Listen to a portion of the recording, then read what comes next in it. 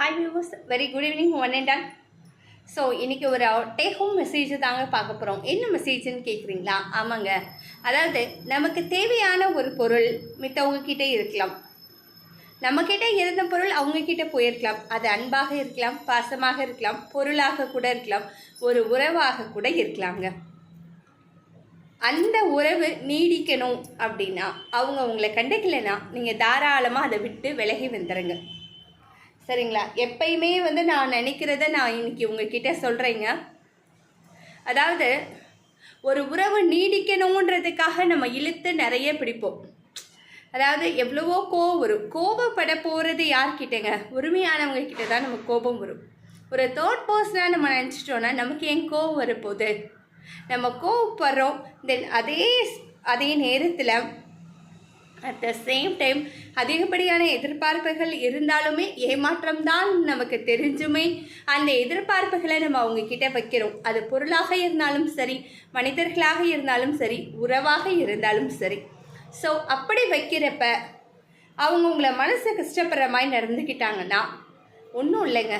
அதை ஒரு அந்த சுச்சுவேஷனை நீங்கள் ஒரு தேர்ட் பர்சனாக நின்று பார்த்தீங்கன்னா, சரி இவ்வளோதானா, இதுக்கு போய் நம்ம வருத்தப்பட்டோமா, இதுக்கு போயா கோவப்பட்டோம் அப்படின்னு நமக்கே தோணுங்க.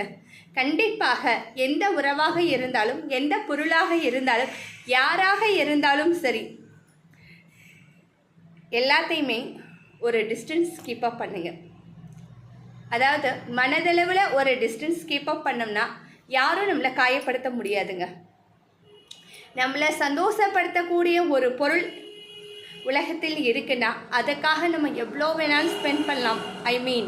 டைம் ஸ்பெண்ட் பண்ணலாம், மணி ஸ்பெண்ட் பண்ணலாம். ஆனால் நம்மளை கஷ்டப்படுத்தக்கூடிய பொருளாக அது எப்போ மாறுதோ அது தகுதியற்ற பொருள் அப்படின்னு நினச்சி அந்த உறவாக இருந்தாலும் சரி, மனிதர்களாக இருந்தாலும் சரி, பொருளாக இருந்தாலும் தூரமாக வச்சு பாருங்க. கண்டிப்பாக அது நமக்கு கஷ்டமாகவே தெரியாதுங்க. என்னங்க இப்படி போடுறீங்களேன்னு கேட்குறீங்களா? ஆமாங்க, இன்றைக்கி நான் கூட ஒரு ஃப்ரெண்டுனால கொஞ்சம் ஹர்ட் ஆனேன். அதுக்காக தான் இந்த மெசேஜ். நான் கற்றுக்கிட்ட பாடம் அவங்கக்கிட்ட இருந்து. ஸோ அது எல்லாருக்கும் யூஸ்ஃபுல்லாக இருக்குமே நான் சொல்கிறேங்க. நமக்கு சந்தோஷப்படுத்த கூடாத பொருள், சந்தோஷத்தை கொடுக்காத எந்த பொருளாக இருந்தாலும், எந்த உறவாக இருந்தாலும், யாராக இருந்தாலும் அவங்க நமக்கு தேர்ட் பர்சன் தாங்க. அதை நம்ம மனசில் வச்சுட்டா போதும். Have a nice day.